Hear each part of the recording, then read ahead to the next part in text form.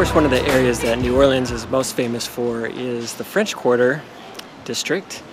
And most of the buildings here, at least the historical buildings, were built in the 1700s. And luckily, with some of the hurricanes, Hurricane Katrina the most notable, the French Quarter was fairly well protected, so not a lot of damage happened here. Lots of people and narrow streets with shops at every corner. What annoyed you about it? It just felt clammy to me with all the, it just was very claustrophobic.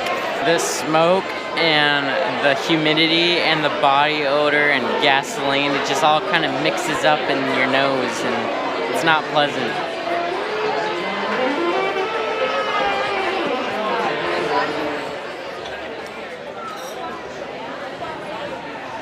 Really messy.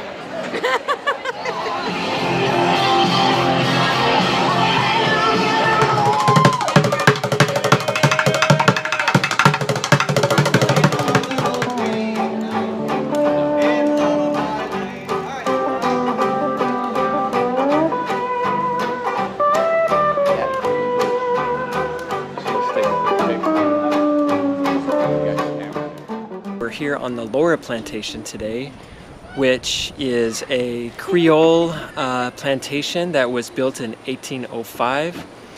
And the fellow who built the plantation only lived here for 4 years before he passed away and his daughter inherited it. And it really became a generations of daughters who owned and worked this plantation. At its height, there were over 180 slaves here. One other thing notable about this plantation are the collection of stories known as the Briar Rabbit, which I recall as a youth hearing about and seeing some of those stories myself. And there was a neighbor of this plantation that came over and would collect the stories of the African slaves that were here, that they brought the stories over from Senegal, Africa.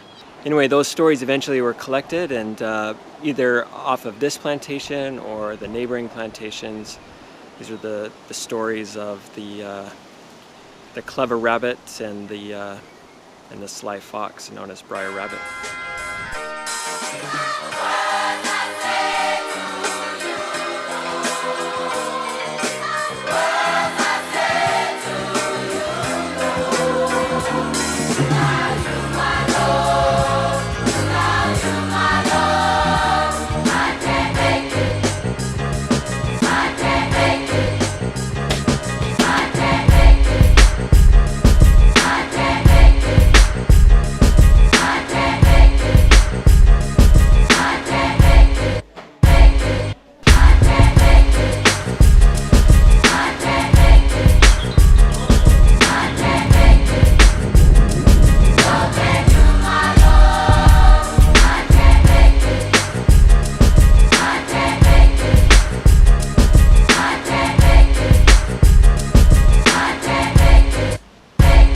Well, so we just finished the tour of the Laura plantation, and our tour guide was so knowledgeable and he talked so fast that it was like, couldn't even take in a third of it. But really the gist of it is that, the original owner and builder of the plantation, Dubarc, was, he died 4 years after he built it. So it passed down to his kids, his daughter, and the brothers all died and the husbands died, so ultimately this plantation was just ran by women for generations.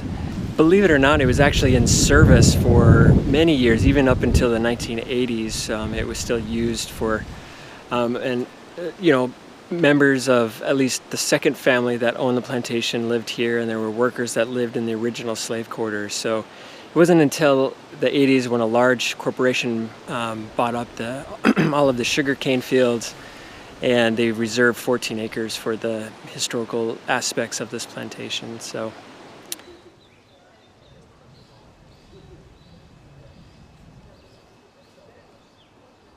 you have to either get behind or come in front. I'll stay at the bottom. Slide over here, buddy. Right behind, right next to me. So while we're setting this up, we've got another family here with us, the Terrys, who are actually the genesis of this whole RV adventure. They're the ones that started this, the catalyst. We're just following suit. Like cool people. I think you can see my face. Make sure you can see my face because I'm the most important one. Yep, I see my face right above this booth. Okay. Can you see yourself? If you can't see yourself. I can't stupid. see anyone. Honestly. Honestly, what How would much I more do? time, Jen? 5.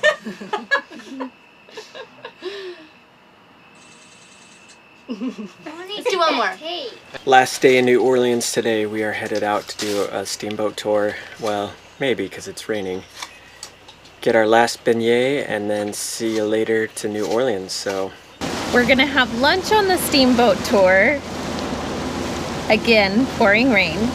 Luckily they do lunch inside, so it is covered, I guess, so we'll see.